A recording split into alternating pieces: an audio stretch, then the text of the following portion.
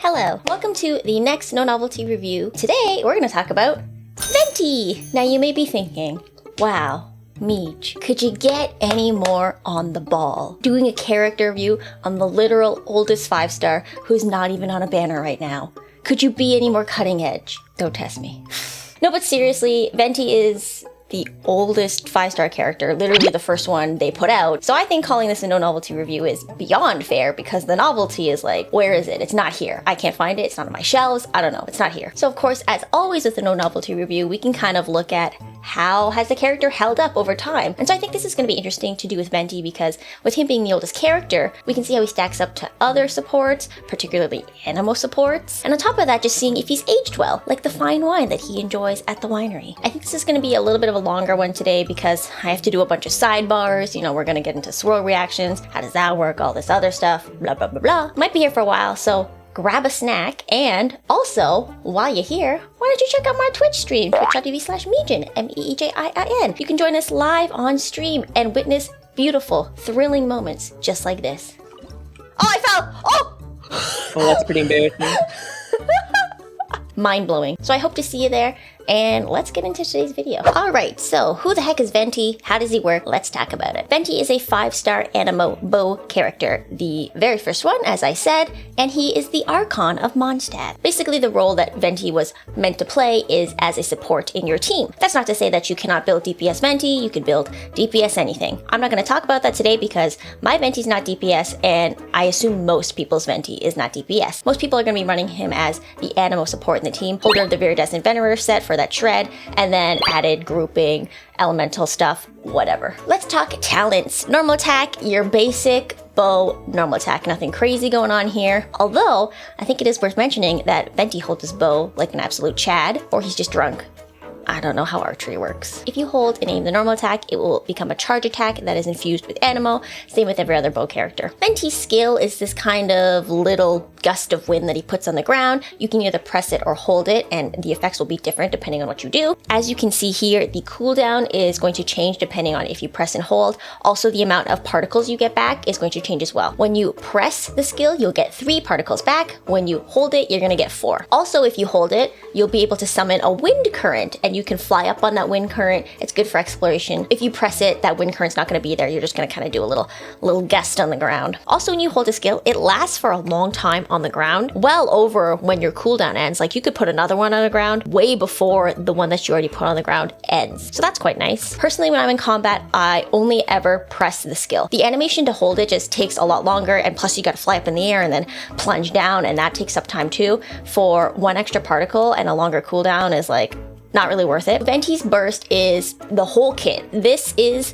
la creme de la creme of Venti's kit. Basically what he's going to do is summon a giant hole in the sky, and it'll suck enemies in. Now, not every enemy can get sucked up. Smaller enemies, they're going to get sucked up in there. They're going to be swirling around in Venti's hole. I'm going to say Venti's hole a lot in this video. I'm sorry in advance. I'm sorry. But the bigger ones, they just kind of get pulled back a little, and they can run out. So it's not going to work on every type of enemy, but the smaller ones, they're gonna get sucked up. That's part 1 of the burst. Part 2 is that you can infuse this burst with an element. So as you can see here, Hydro, Pyro, Cryo, and Electro can be infused in the burst. Once the burst has infused that element, it will then deal 13 to 15 ticks of damage of the absorbed element. So say Venti sucked up 4 enemies with all 4 of these elements. One's Pyro, one's Cryo, one's Electro, and one's Hydro. There is an internal order that is always going to happen, not just with Venti, with every character. It is Pyro, then Hydro, then Electro, and then Cryo. That is the priority. Pyro will always take precedent over the other elements. That's why if you had C6 Benny and you slapped down his burst, and then you slapped down Chunk's skill on top of it, the auto attacks of whatever character you had would still be Pyro, because Benny's Pyro overrides Chongyun's Cryo, because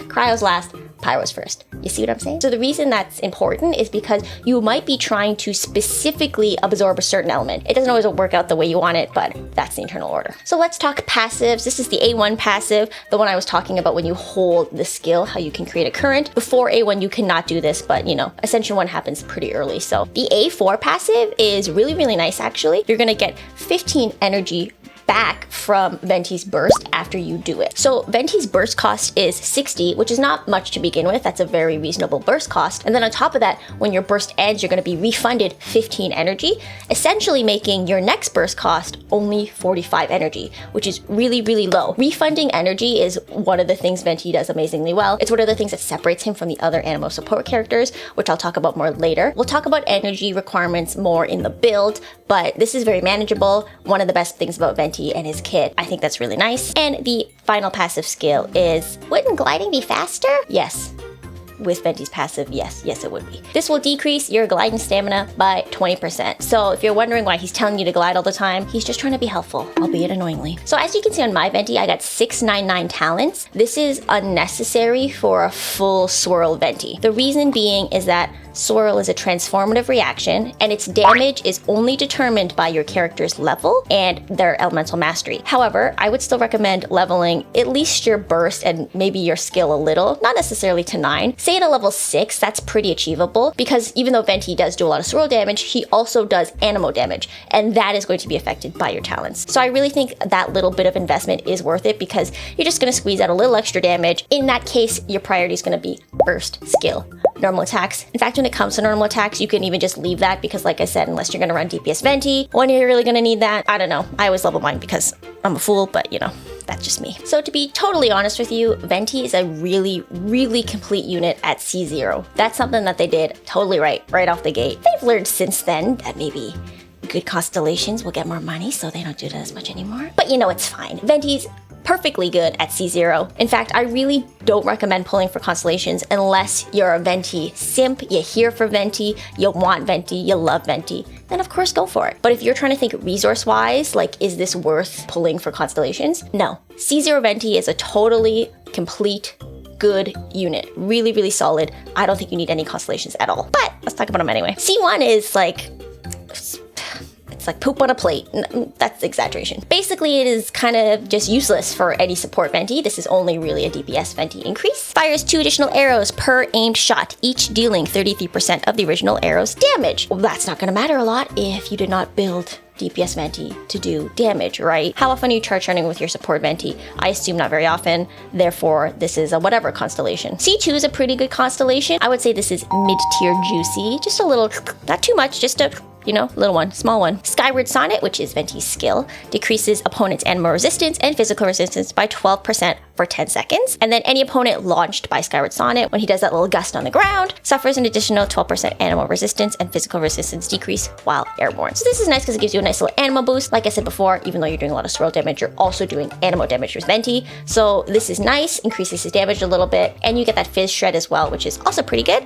So mid-tier juice on that one. C3 is a talent upgrade to the burst. C4, when Venti picks up an elemental orb or particle, he receives a 25% Anemo damage bonus for 10 seconds. Now on paper, this looks really nice, but from what I've seen and read, it can be kind of hard to time it correctly, so you might have to adjust your rotations for this one, but this is nice as well. You're gonna get even more Anemo damage bonus if you can catch those particles correctly. I wouldn't give it like a full juice, but it's pretty nice. C5, talent upgrade for the skill. C6 is probably his juiciest personal damage constellation. Targets who take damage from Wind's Ground Ode, the burst, have their Anemo resistance decreased by 20%. So this is another nice little Anemo boost for Venti. In addition, if an elemental absorption occurs, then their resistance towards the corresponding element is also decreased by 20%. So you can see that's not only a nice personal buff for Venti, but also a team buff, because whatever element you sucked up, their resistance to that is going to be decreased as well by 20%. So this is really, really nice. C6, pretty darn juicy, but like I said,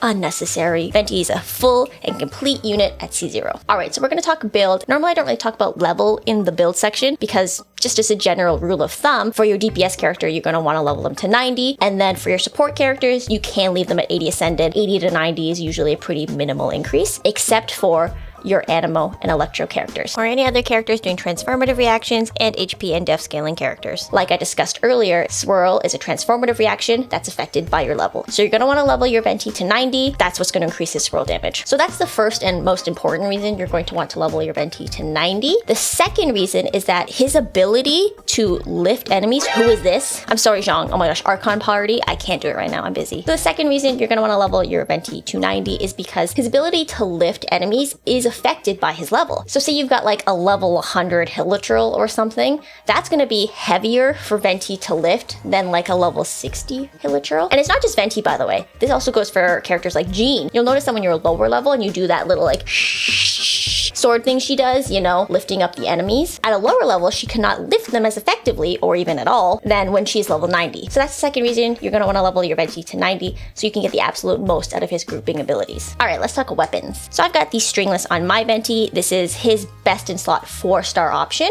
Really, really strong. Obviously, his best in slot is going to be the Elegy of the End. I do not have that here and therefore cannot test it based on people who have done the math. Thank you for that, by the way. That is going to be his best in slot weapon. But Stringless is definitely more free to play friendly. If you don't have Elegy of the End or Stringless / you can't use them on your Venti for whatever reason, you do have a few other options that, again, I don't have here. The two other good options for him are going to be Moon's Moon. I don't know how to say it. I'm sorry, I don't know how to say it. Moon's Moon? Moon's Moon? Moon? This one, I'm putting on the screen. You can see it. This one. Basically, your burst damage is going to be increased depending on the combined burst cost of your whole team. So that can be helpful for Venti, whose kit is centered around the elemental burst. Ollie Hunter is another option. Its passive is pretty nice because most people running Venti, I assume, are using burst, skill, swapping out. The less time you have Venti on the field, the better for that weapon. So that is an option as well. Other than that, if you have this weapon, the Windblood Ode, this is from an event back in the day. This is a good one for him too. Basically what happens is after you use his elemental skill,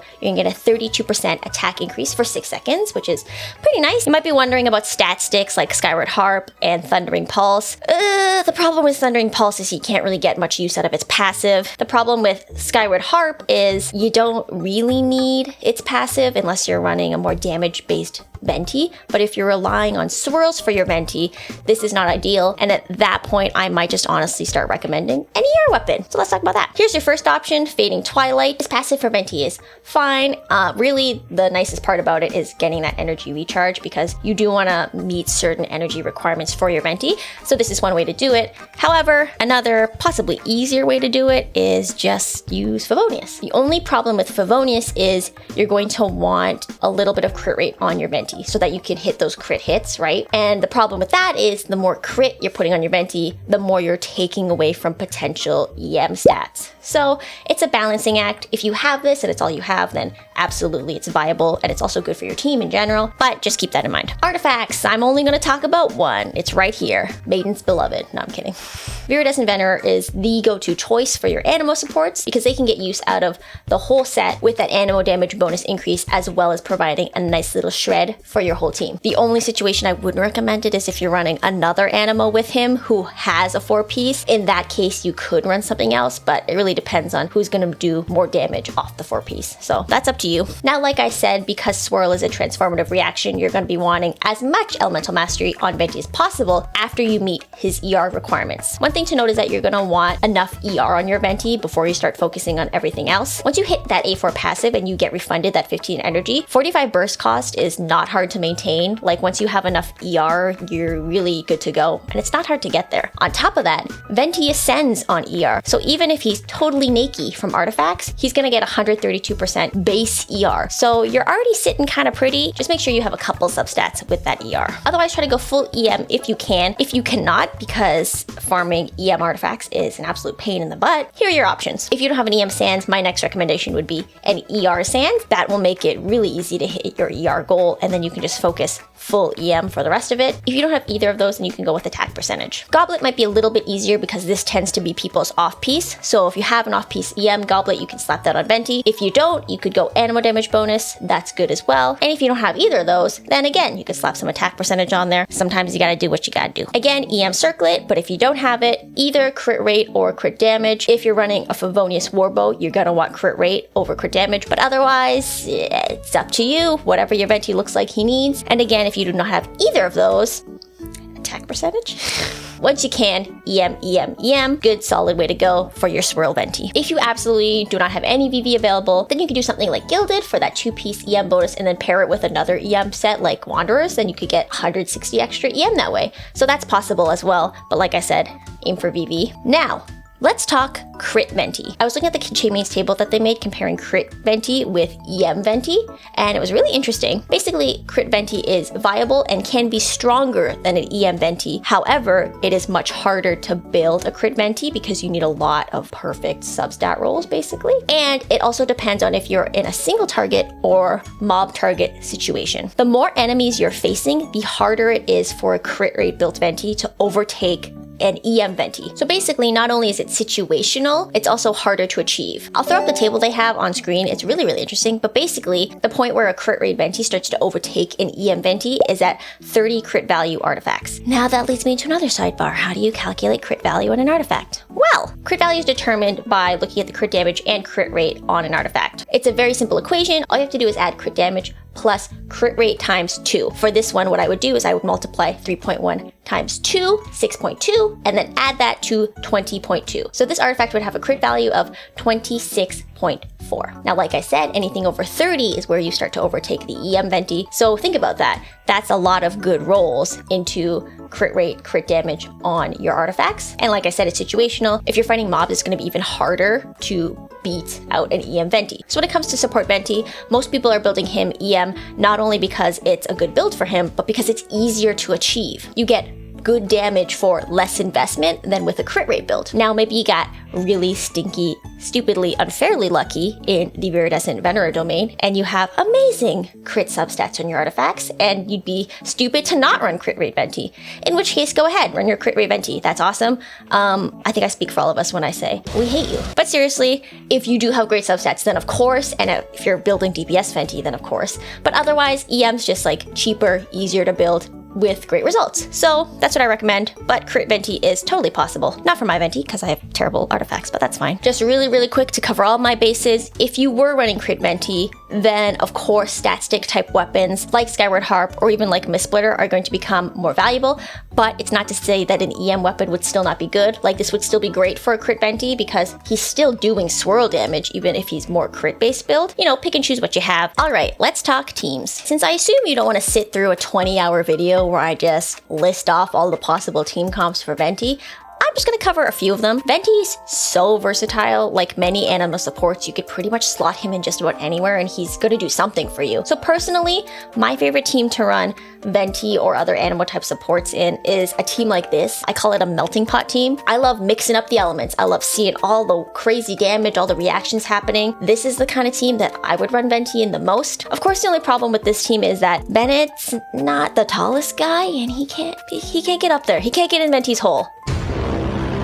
Not like that. He can't really get up into the vortex, so I would actually probably run Kazuha with a team like this more than Venti. But this is the type of team I would like to run Venti in. In fact, let me switch it up real quick to show you. Bam, there's something I could run Venti in because D-Luke can kind of reach up into the hole. But yeah, just like a melting pot reaction team, Cryo here sometimes, Hydro here sometimes. And I almost always have an Anemo support in teams like this, so this is kind of my favorite team to go with, something like this. Another one of your strongest options is going to be a freeze comp. Specifically a Morgana freeze comp. So basically a Morgana comp is just a comp that's gonna perpetually freeze your enemies. And Ganyu, Diona, Mona, Venti is the OG Morgana comp. They're really, really good at really freezing your enemies. Now, I'm sorry to say this is gonna lead me into another sidebar, but I think it is useful information. The reason why Venti is particularly good in the Morgana comp with Ganyu is because she does some quadratic scaling. Now, what is quadratic scaling? Let's talk about it. Basically, most characters in the game do linear damage scaling, meaning that the damage that they do is linear. Go figure. Just to give you an example, let's say I have my Benny and there are 5 enemies on the field and I slap down my ult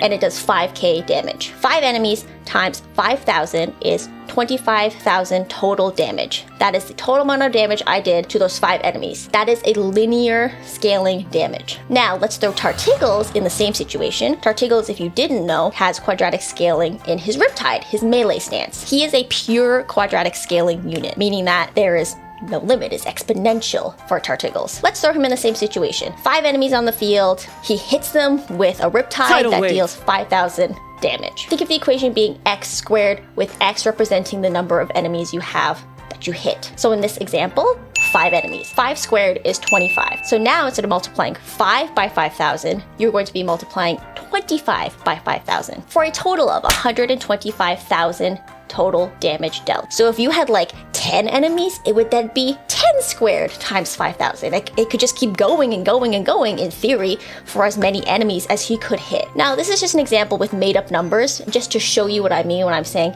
he scales exponentially. Now, I actually learned that he's the only pure quadratic scaling unit. Ganyu, Albedo, and Ayato all also have some quadratic scaling elements, but it's not pure like Tartigles. There's some random elements to it. You can look into that if you want. That's a whole other can of worms I don't have time to open here, but it was really interesting. But basically, all of that to say that the more enemies you can bundle together, the better for your quadratic scaling units, right? Because then you can deal exponentially more damage when you've got them all bundled. And that is why Venti is particularly good in a Morgana freeze comp. Do you see what I'm saying now? Do you see why we went down that weird path? I know I lured you onto a bus, but I promise I'm a safe driver. Now, that's not to say he's not viable in other freeze comps like the one I'm showing you here. If you've watched any of my other videos, you'll know that I hate freeze, so I don't run freeze Venti because I don't want freeze to begin with. But those units could be replaced with the myriad of other units. Kaya as your DPS, Xingqiu as your Hydro instead of Mona, whatever you want. You could throw Venti in those teams as well, and it's helpful because he can kind of group everything together and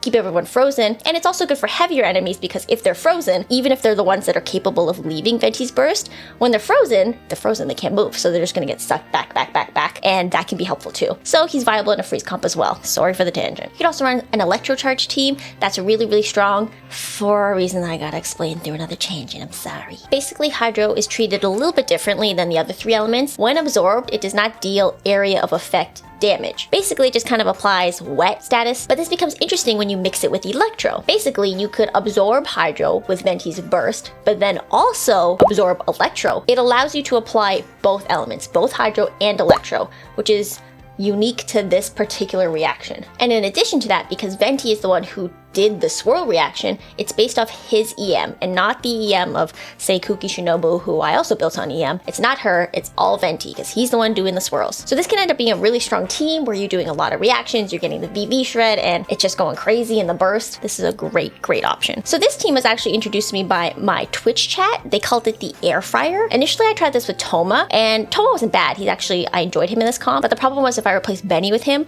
then I'm not getting heals, and then if I replaced D-Luke with Toma, then Benny as the on-field DPS cannot reach up into the vortex. I think this is a fun way to switch it up. I actually enjoyed this team more than the other teams I talked about, with the exception of the Melting Pot. Of course, it's worth noting that if you're going to run this team, you don't want both Kazuha and Venti on the VV set, since only one of them can get the full benefits of it. You could switch one of them over to another support-based set like a Noblesse or a set that's more personal damage, but you don't want two-piece VV on both of them because you're kind of missing out on something extra you could get. So like I said, this one's a fun one, mixing up the double Anemo, double Pyro. That's a good time. As you can see, Venti's very, very versatile, really working with just about every element except for Geo. But with that being said, may I present something to you? I call this the Piñata. If you're just trying to have fun, you could throw Venti into just about any team and have a grand old time. So there you go, he is so versatile. Alright, so let's talk pros and cons, starting with the pros. Yeah. What do you think about that? No, but seriously, I think one of the biggest pros to Venti is just his character. I think he's so cute, love his personality, and you cannot convince me otherwise. Of course, obviously, his biggest pro is his ult. Venti is, to this day, totally unmatched in grouping those smaller enemies. There's nothing they can do. When they're in there, they're in there. He's holding on to them. When it comes to grouping enemies like that, he still is the true Archon. The king has not been dethroned. He's there. He's on the ground because he's drunk, but he's near the throne. And on top of that, it's not a very costly burst. And as we discussed, you get the energy refund. It's really quite easy to maintain. It's got a low cooldown. In addition to that, him being Anemo means that he's an effective user of the Viridescent Veneris set, which, like I said, provides a nice Anemo buff, and that shred, which is just helpful to your whole team as a general support. And it also helps make him really versatile and really easy to slot into teams. Speaking on the versatility, as you saw in the team section, he can go just about anywhere. He's incredibly versatile, even to this day, incredibly versatile. And last but certainly not least, he's relatively low investment to build in terms of EM. I mean, if you really had no resources to work with and you're just trying to do the bare minimum, you don't even have to work on his talents, right? You could just slap EM pieces on him in a VV set and you've got a pretty decently built Venti already. Obviously, if you want to go in on the Anemo damage, then yeah, he's going to take more investment, but EM Venti is a really low bar for quite a good return. That's definitely one of his pros. He's easy to build. Slap some EM on him and you're ready to go. All right, now that we've discussed the pros, let's get into the cons, because there are some cons. The biggest of them being is that obviously his ult does not suck up the heavier enemies. They can just run out, they can escape, and at that point you've just got a black hole in the sky with nothing in it, kind of like my heart. But essentially it renders everything ineffective, and with Venti's burst being the shining star of his kit, you know, if you can't use it effectively, then the whole thing kind of falls apart. So of course that's the biggest con. Now conversely, when the enemies can get sucked up into the hole, the con is that a lot of characters cannot reach it. And remember how I talked about quadratic scaling? You might have been thinking, oh, so like maybe Tartiggles would be really, really good with Venti. I mean, in theory, but he can't really get up there. So in my Tartiggles national comp, I'm always running Kazuha. It makes a lot of characters not really effective with Venti, unfortunately. It's just slightly out of reach. So that is definitely a con as well. Another con is that sometimes the hole doesn't go where you want it to go. Venti always targets a fixed distance away from him based on the enemy that's closest to you. So even though you might be wanting to point the ult at a different enemy, he might point it a completely different direction based on the fixed target. I wouldn't say it's necessarily like a huge con, it's just a gameplay thing you gotta get used to. A lot of characters have targeting mechanics like that, you know, so you just gotta play around it, but it's something to keep in mind. The final con I could think of is that sometimes I accidentally hold the skill instead of press it, and then I start like ascending into the heavens where I don't belong, and I get scared. And I don't like it. No, but seriously, sometimes I hold it instead of pressing it, and then I feel like I wasted time. And you know, it's like when Zhongli climbs his pillar, you're kind of like, that's not what I wanted, you know? A little con, that's just a little con. In my opinion, the pros heavily outweigh the cons. Like, those are just some nitpicky things on the cons end. So overall, pretty good. Now, before I wrap this up, I do want to touch on one final segment, and that is, why not Kazuha? Kazuha's kind of touted as the unofficial Anemo Archon, and with good reason. So you might be wondering, well then why choose Venti over Kazuha? Well, let's talk about it. Now, I should just let you know that there's definitely a bias alert here. I've had Kazuha for way longer than I've had Venti, and on top of that, I've invested way more into my Kazuha. While I have invested in my Venti, it's not to the extent that I've invested in my Kazuha. My Kazuha's triple crowned, he's got his signature weapon, and I've spent a lot more time playing with him, and just I'm more familiar with him in general. So that's just something to keep in mind before I tell you my opinion. So obviously they do share a lot of similarities, being Anemo support characters. They're both effective VV holders, providing that support for your team. They're both good at grouping, as well as proccing swirl reactions. So they're similar in those ways. But now that I've had time to play with both of them, I can kind of summarize their differences in two separate points. The most obvious is going to be the way in which they group enemies. Like I said, Venti's unmatched when it comes to the smaller enemies. Kazuha does not render them totally immobile. There's just no comparison.